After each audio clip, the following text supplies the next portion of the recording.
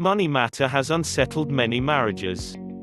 Money management is a big source of conflict in many relationships. It's no wonder that financial problems are among the leading causes of divorce. What you may not know is that the challenges can actually start even before you say, "I do." Did you know your marriage and relationship can live above common financial challenges that unsettles many promising marriage and relationship? To keep getting contents that offer practical solution to life's need, subscribe to JD Solution TV. Subscription is free. Please subscribe now. If you're committed to a relationship, you and your partner owe each other a calm, honest conversation about each other's finances, habits, goals, and anxieties. This is where the ego, anxieties about control, and notions of marital roles will have to be checked. When working together, couples can achieve more than singles. If debt is an issue, couples can employ various tools and strategies to start paying off debt and get on a better financial footing. Having kids changes everything. Ideally, couples should communicate their expectations and ideas about how to raise and pay for them well before they're born.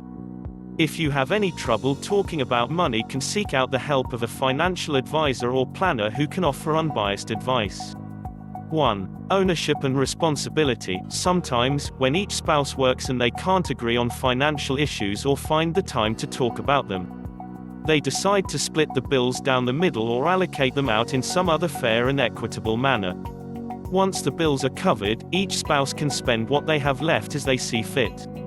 It sounds like a reasonable plan, but the process often builds resentment over the individual purchases made. It also divides spending power, eliminating much of the financial value of marriage, as well as the ability to plan for long-term goals, such as buying a home or retirement. It can also lead to such relationship-ruining behavior as financial infidelity when one spouse hides money from the other.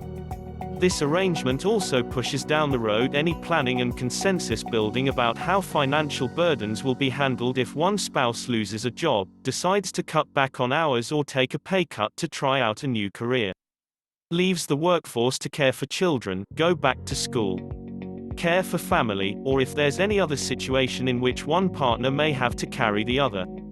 Couples owe it to themselves to have a conversation about such contingencies well before any of them happens. 2. Debt. From school loans to car loans, to gambling habits, most people come to the altar with financial baggage. If one partner has more debt than the other, or if one partner is debt-free, issues may begin to arise. When discussions about income, spending, and debt servicing come up, people in such situations may take some solace in knowing that debts brought into a marriage stay with the person who incurred them and is not extended to a spouse. Debts incurred individually are still owed by the individual, with the exception of childcare, housing, and food, which is joint debt no matter what. 3. Personality. Personality can play a big role in discussions and habits about money. Even if both partners are debt-free, the age-old conflict between spendthrifts and savers can play out in multiple ways. It is important to know what your money personality is, as well as that of your partner, and to discuss these differences openly. Some people are natural savers who may be viewed as being frugal, some are big spenders and like to make a statement, and others take pleasure in shopping and buying. Others rack up debt, often mindlessly, while some are natural investors who delay satisfaction for future self-sufficiency. Many of us may display more than one of these characteristics at given times, but will usually revert to one main type. Whichever profile you and your spouse most resemble, it's best to identify bad spending habits and moderate them. 4. Power play. Power plays often occur when one partner has a paid job and the other doesn't, both partners would like to be working but one is unemployed, one spouse earns considerably more than the other, or one partner comes from a family that has money and the other doesn't.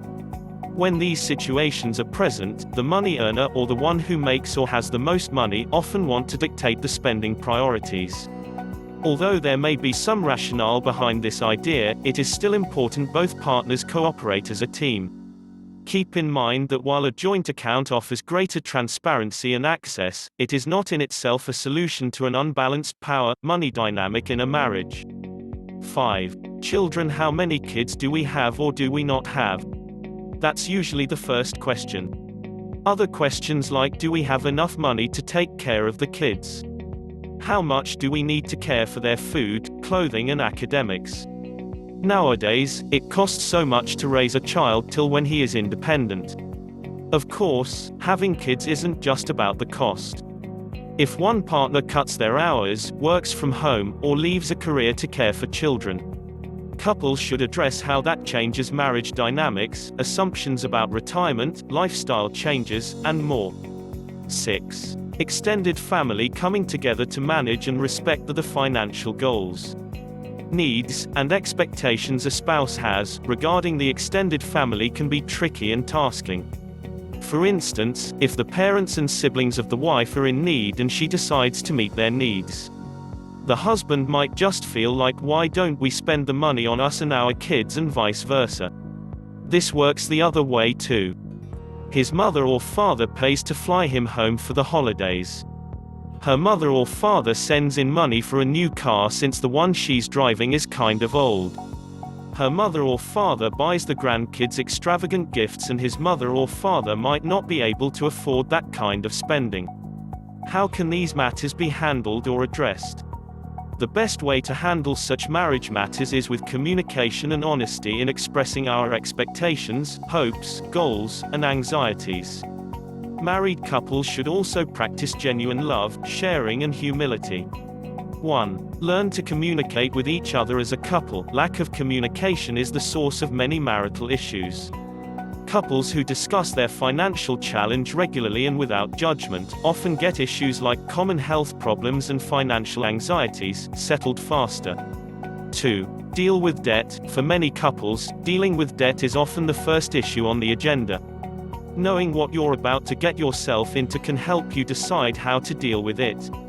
Given this fact, both partners should have an honest, non-judgmental discussion about possible bad spending or financial habits that should be addressed and avoided. Couples should also learn to take records of the debts and pay off fast. You should try to avoid debts by all means.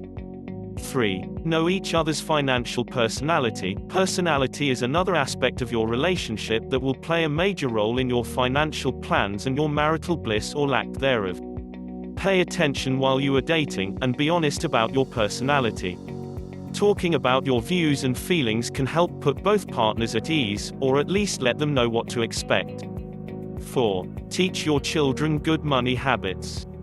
If children are in your future, start teaching them about money when they are young. Preparing them for a financially responsible future reduces the odds of them dipping into your wallet once they grow up and knocking your savings plan off track. Try to teach your children about earning, saving and spending money. Please, don't forget to subscribe to this channel by clicking on the subscribe button below. Thank you so much for watching through and subscribing to this channel.